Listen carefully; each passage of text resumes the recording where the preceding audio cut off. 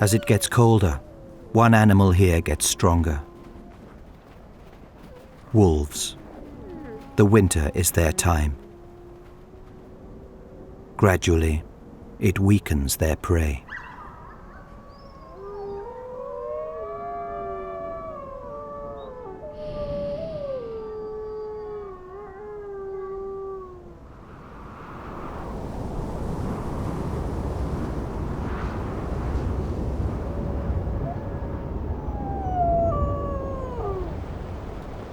This is the Druid wolf pack, one of the largest and most powerful in Yellowstone.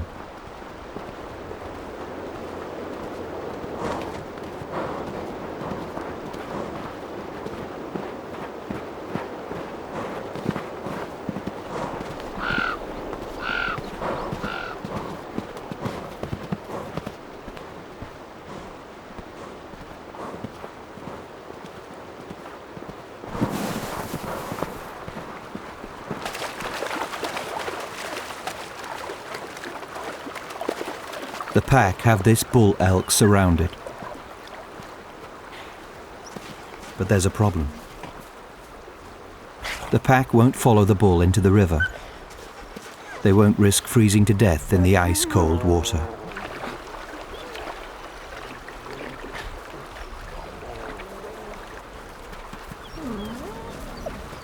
What's more, now the elk's antlers are at just the right height to keep the wolves at bay.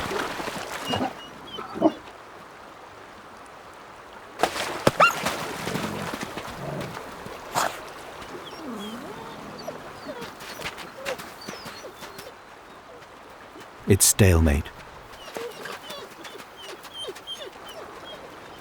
But it's now the elk that has a problem of his own. Although it's only knee-deep, he can't stay in this freezing water forever.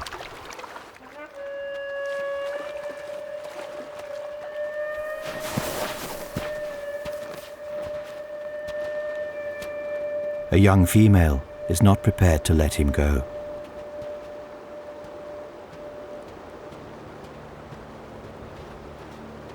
But the elk is strong. One-on-one, he has the advantage.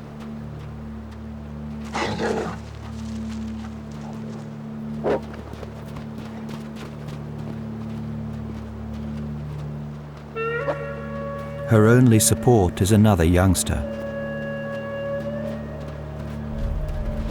They are neither strong or experienced enough to bring this elk down, but it's enough to make him turn and run. Back to the river, where he knows they won't follow.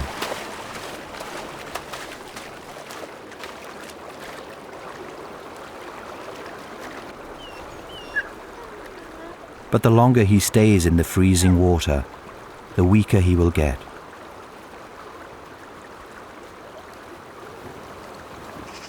Others before him have waited here too long. And wolves are patient.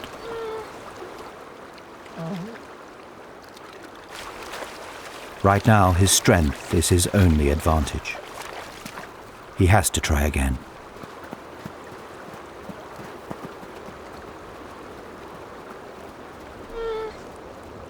This time, even the young wolves stay put. Without the support of the pack, they never really stood a chance. And the pack have already decided that this early in the winter, a bull elk in his prime is just too strong. But as the winter gets colder and the snow gets deeper, the tables will turn. White wolves are on the prowl, looking for easy pickings. An eider-duck family is also on the move.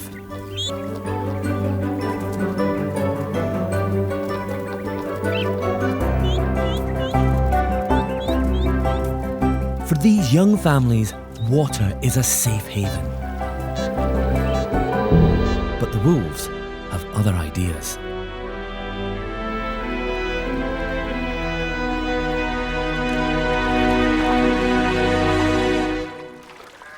They're not going to let a bit of water get between them and a meal. The adults can fly away. But surely the youngsters are like sitting ducks. It dives seconds before the wolves close in.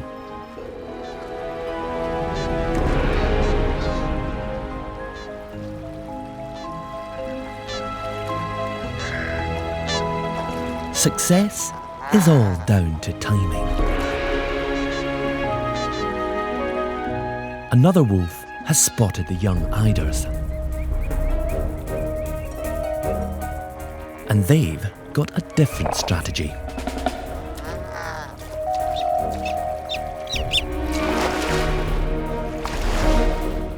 Mum creates a diversion, pretending to have a broken wing to distract the wolf, whilst her chicks hide in the shallows.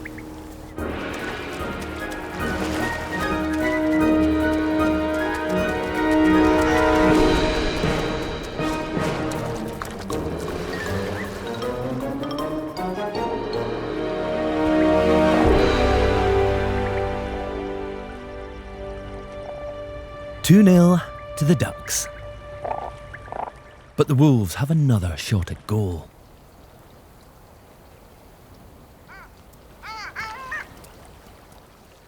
A long-tailed duck. Its chicks are the smallest, but the wolves are still interested.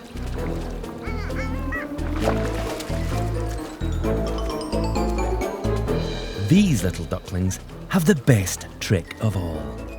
They stay submerged. When the wolf's back is turned, they grab a breath.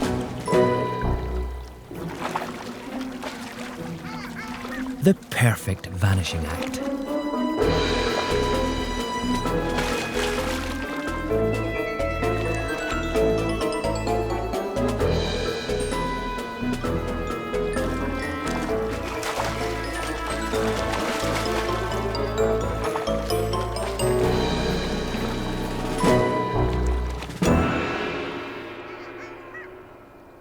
That's game, set, and match to the ducklings. Suddenly there was just wolves. It's just unbelievable. Ellesmere Island in the Canadian Arctic is a land with some of the most extreme conditions on Earth. Across the seasons, the team goes searching for the stars of the show, Arctic wolves. These incredible predators need to eat regularly, and they hunt in packs to take down their prey. The crew are here to film how they survive this extreme and changing landscape. But with Ellesmere Island being about 76,000 square miles, it's like finding a needle in a haystack. After days with no luck, the team resort to some less conventional methods.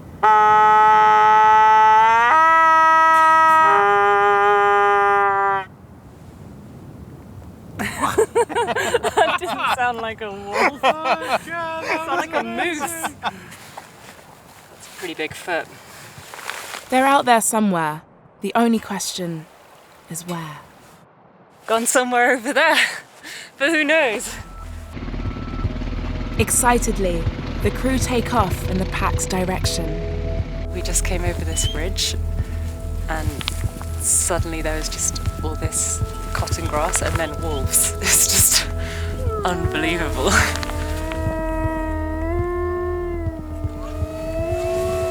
A very wolfish welcome.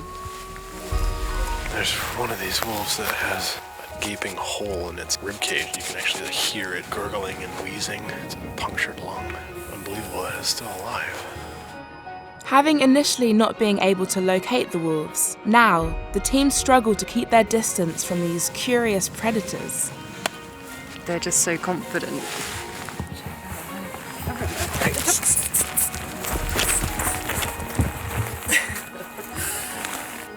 Almost too confident. With the family of wolves successfully located, the crew can easily track them from here in. Filming begins and continues over the course of 8 weeks, amongst ever-changing seasons and weather. But the crew certainly aren't as well adapted to the landscape here as the wolves. It's just insane how quickly they move across it, and they make it look effortless. And we've been struggling at every turn. As the footage stacks up, so do the problems. From small ones Oh my god, I'm just like covered in bugs. to big ones. This is hell. If anyone thought wildlife filmmaking was glamorous, it's really not. To really big ones. The wind is going crazy. It feels like the tent is about to blow away. This is not good. Filming throughout the seasons here is tough, no matter what time of year.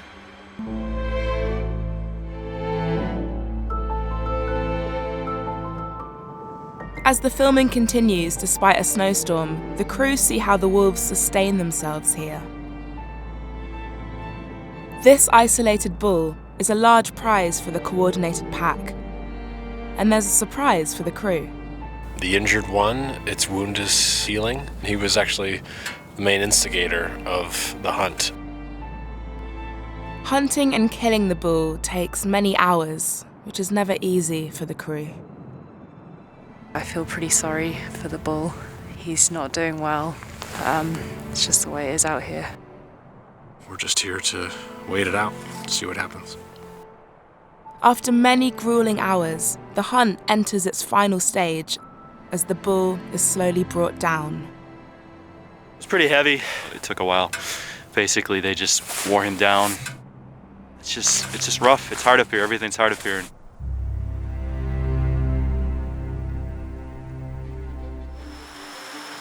When the shoot comes to an end, the crew leave with high hopes that the wolves here will keep surviving in this most extreme of landscapes. It's pretty special being able to follow these guys on their journey. It's been an unbelievable experience. We were hoping to find wolves and get close to them, but to get this close is just absolutely incredible. It's better than I could have ever imagined. Wolves can have up to 10 pups in a litter. I'm desperate to find out if there are more hidden in the den. But before I can move closer, the whole pack returns from a hunt. It's way too soon for me to approach with all of them around. So I'm going to try the next best thing. We have power. This has never been used before with wolves. In fact, this has never been used before with any animal. It's very much a prototype, but it's a rock crawler. It can handle this rugged terrain, and it's fitted with 2 little HD cameras that I'm hoping to drive up the slope and get a good look at the den. 2 potential problems. The terrain is really difficult, but the real danger is that the wolves don't take too kindly to this and rip it to pieces. It's designed to handle the terrain, but not a pack of 6 wolves. We'll see.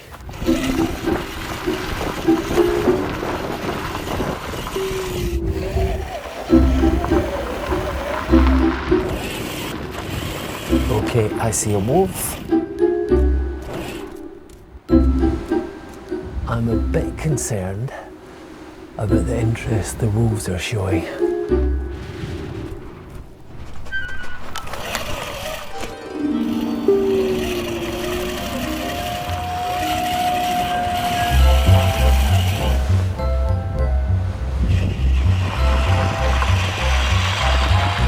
There's a bit of difficult manoeuvring. Let me see if we can nudge it forward. Oh dear.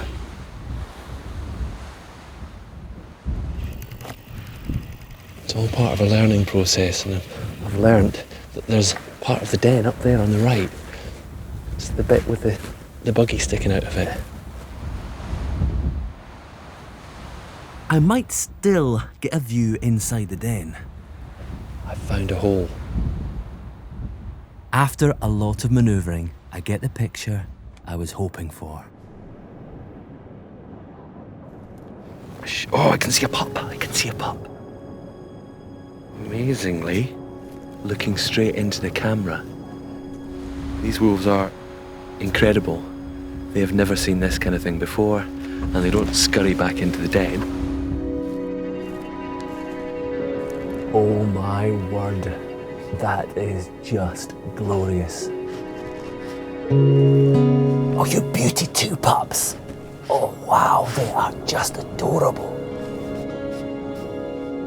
These pups were born deaf and blind, but now their senses are developing and they're starting to explore the world around them.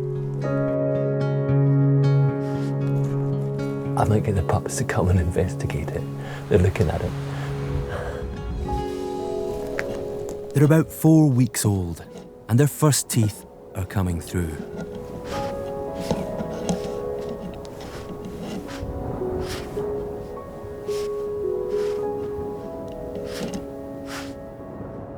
These wolves are unbelievable, they really are. 3 pups. Gee whiz. I do not believe it.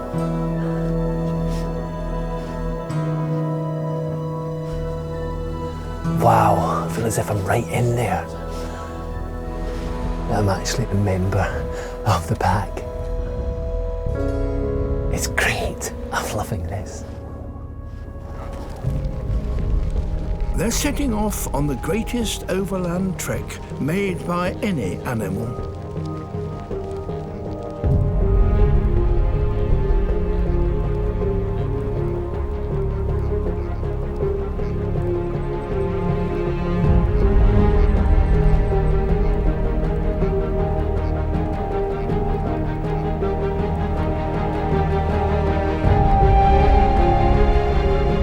But wherever grass eaters travel, predators lie in wait.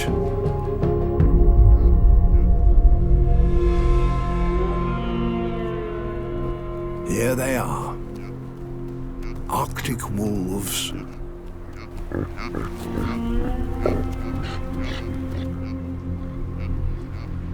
They must seize their chance while the caribou pass through their territory.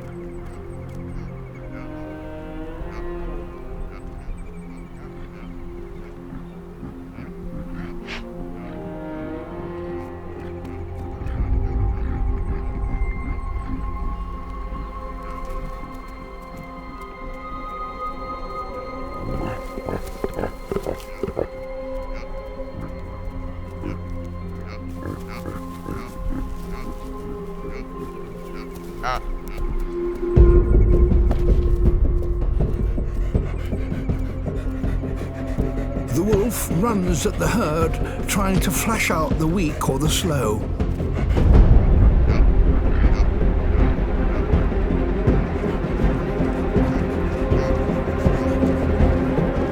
A calf is separated.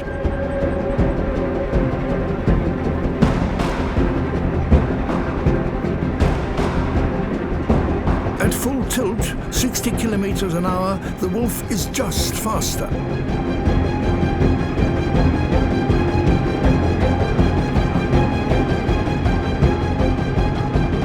The calf has stamina.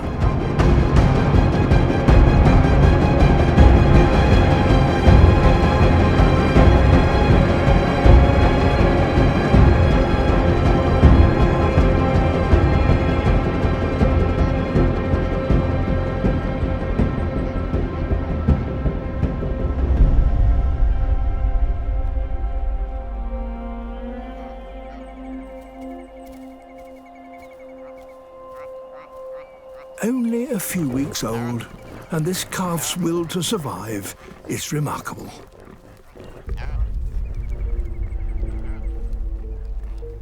And it needs to be, for these young caribou have now started a journey that will last a lifetime. Forever chasing the seasonal growth of the grass on which they depend.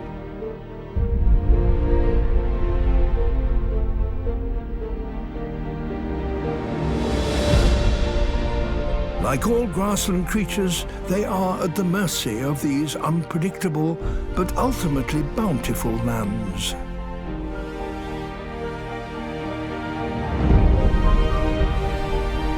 Grass can survive some of the harshest conditions on Earth. Flood, fire and frost, and still flourish.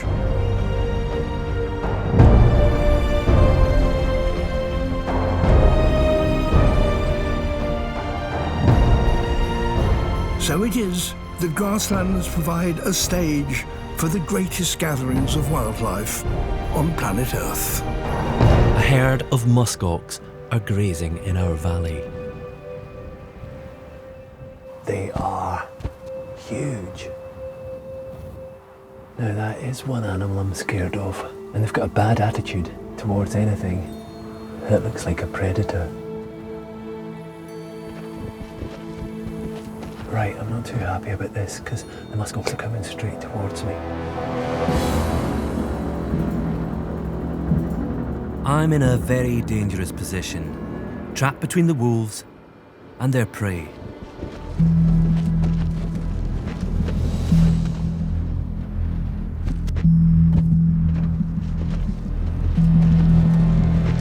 Now, this could get interesting. How's this going to play out?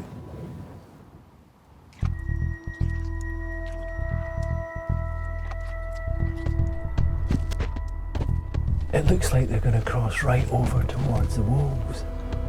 It's crazy.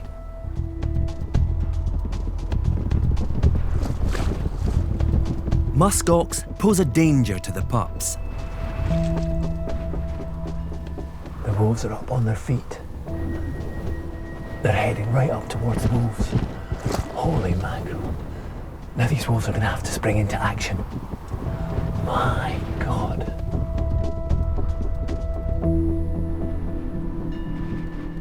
Really relaxed. God, these wolves are super cool.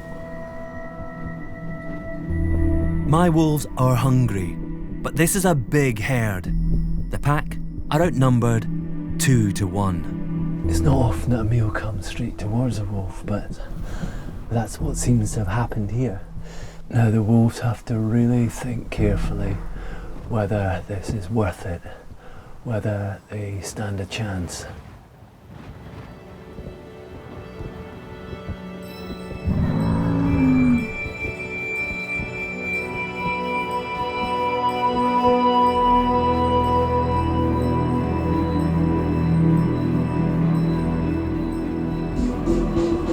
Oh, she's making a go for it. Luna and Romulus lead the charge. They're going for it. They're going for the muskox. They're going for the muskox. Jeez, they sit panicking amongst the herd.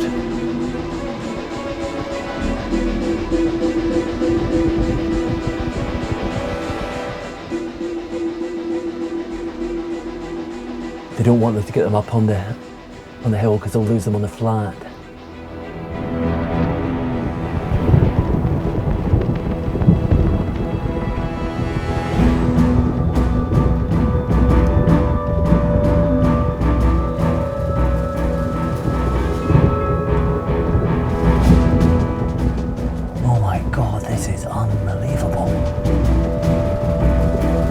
The muskox have regained the advantage.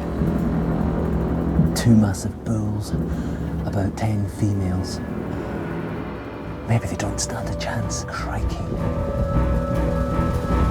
A huge bull senses their desperation. In the confusion, the herd make a break. Oh my word. With Luna and Romulus in pursuit.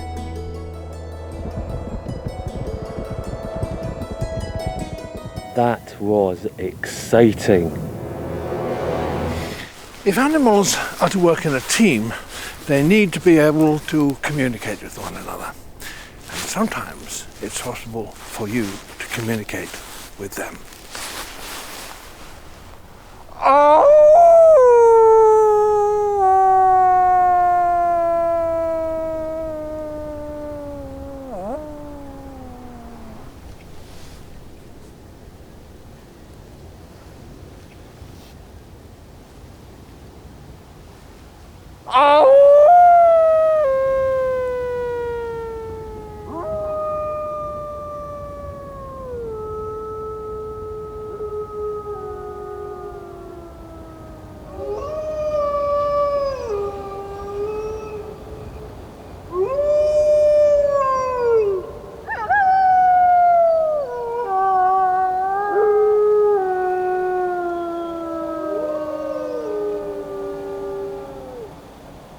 Wolves howl to warn neighbouring packs to keep their distance, but they also do so to reunite their own pack if it's got scattered after a long hunt. And as they assemble again, they visibly delight in one another's company.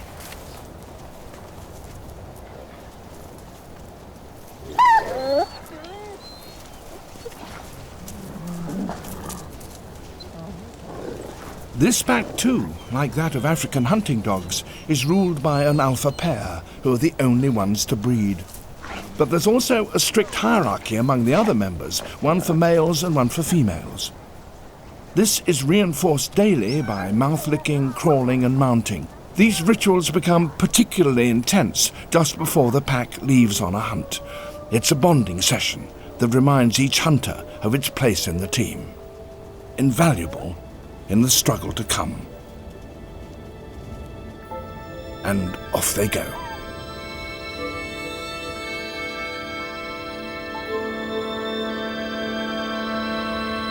Those distant dots are their targets. Elk, the North American equivalent of the European red deer.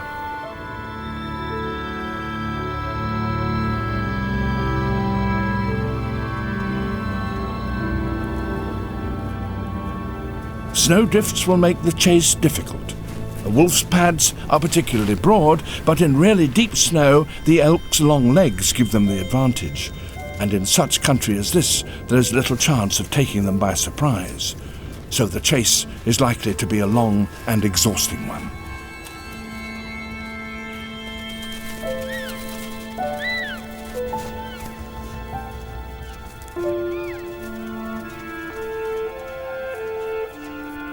One of the stags is flagging, and the pack have managed to separate it from the main herd. Another sprints past close by and confuses things.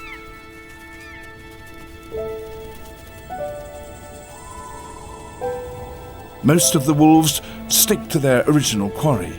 They have, after all, been harrying it for some time, and it may be tiring. But it's got away.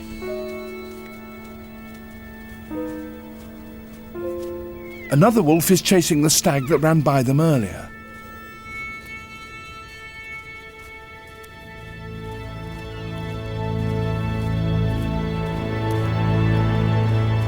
But that escapes too. Only 1 in 10 wolf hunts is successful. But without the lure of food around, these wolves are taking their time to get used to the crew and me. This is really interesting. As they're approaching, they're kind of chatting to each other, just kind of figuring out who's going to be the first to be allowed, probably to come in and talk to Tess, not to me.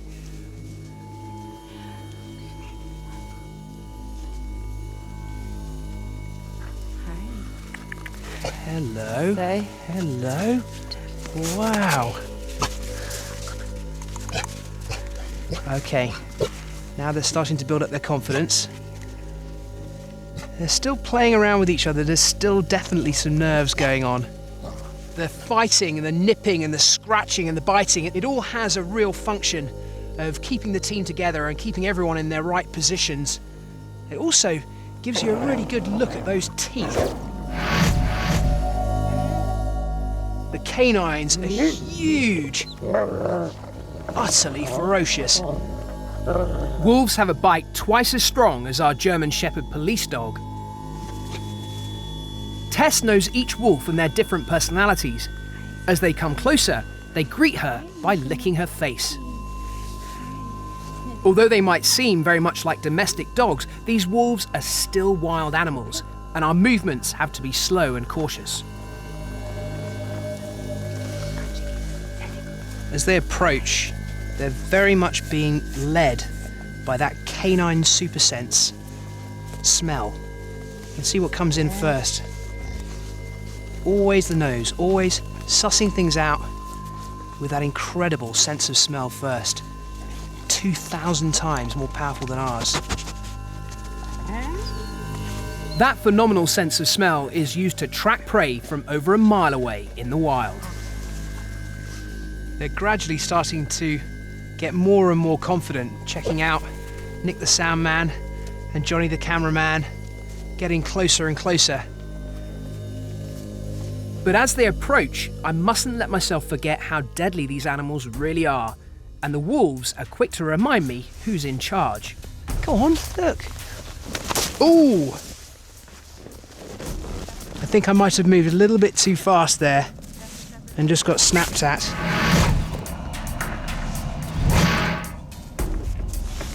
Just to show that there's nothing in my hands.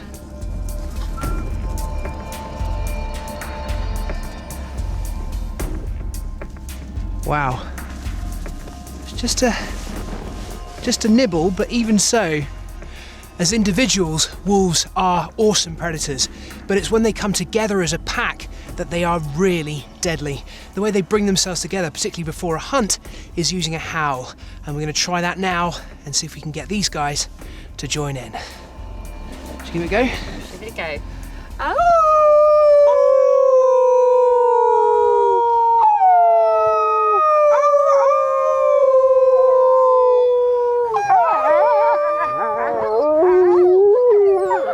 It's working.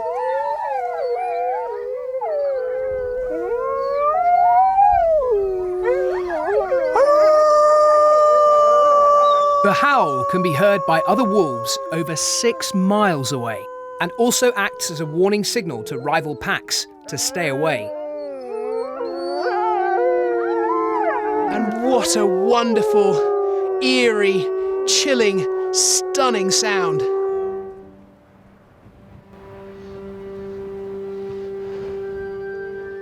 You are beautiful. Look at you. Scruff, Scruff. He is my favourite wolf.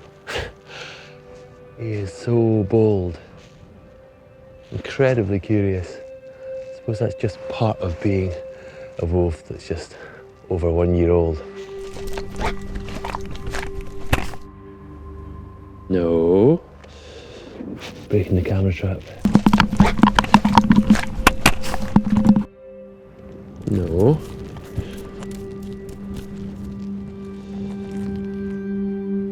Every day that goes by, I'm feeling more and more comfortable with my wolves. I want to see if I can build a whole new level of trust. It's great that Banjo's so confident. But maybe I've taken this too far.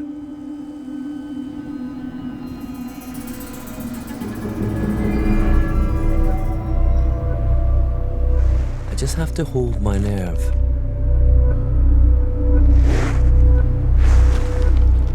Scruffy.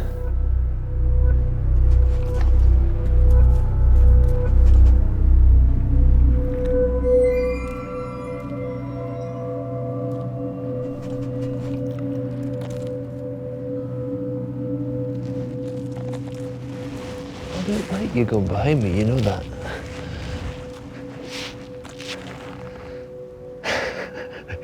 You are still a wolf. Is it my scent that you're getting?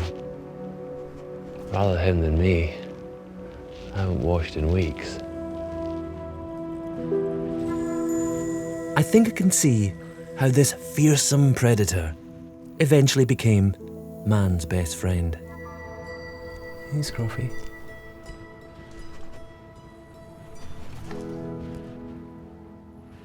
Don't even think about it.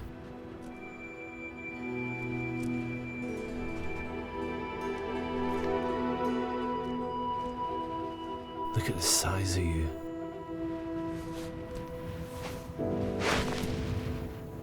He's actually quite nervous.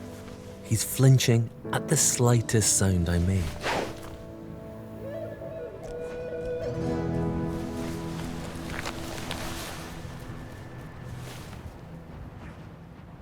I think I might be getting over my slight fear of Scruffy.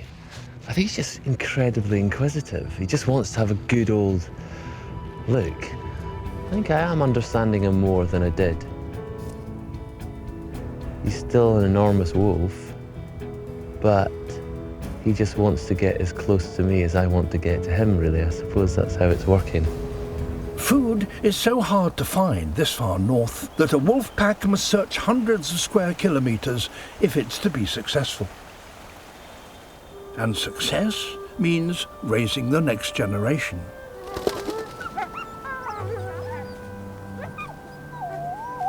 To do that here, the wolves must work together. So the young are raised not only by their parents, but by their aunts and uncles as well.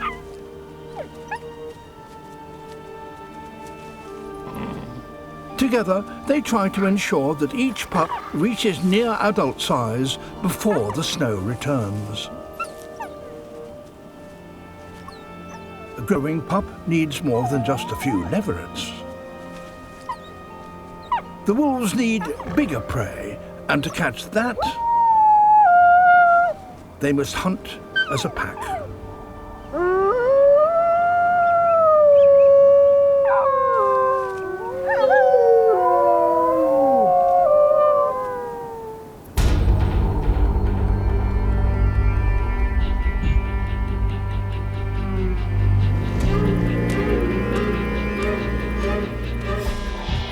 Adult hares may be easy to spot, but they're far from easy to catch. They run at 60 kilometers an hour.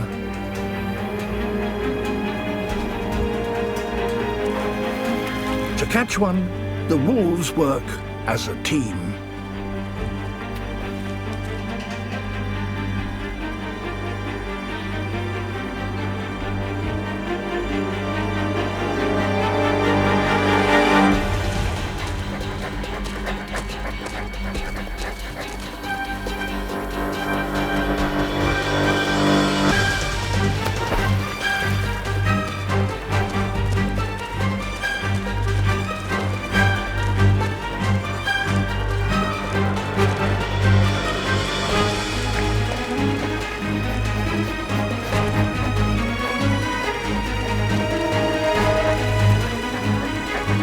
One of them gets close enough to bite the hare's tail. But a hare can change direction in an instant.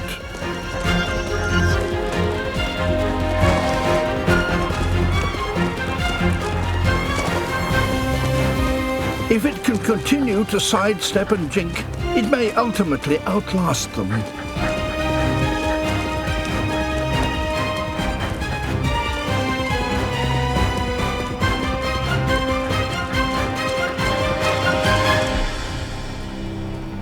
Finally, it gets away.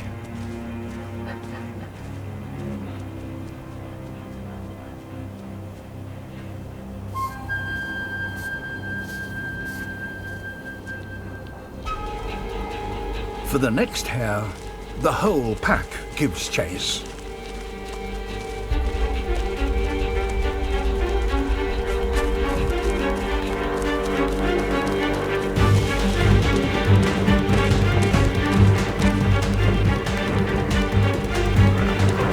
Now, numbers count. The lead wolves keep up the pace. Others run on either side, so the hare can't change direction.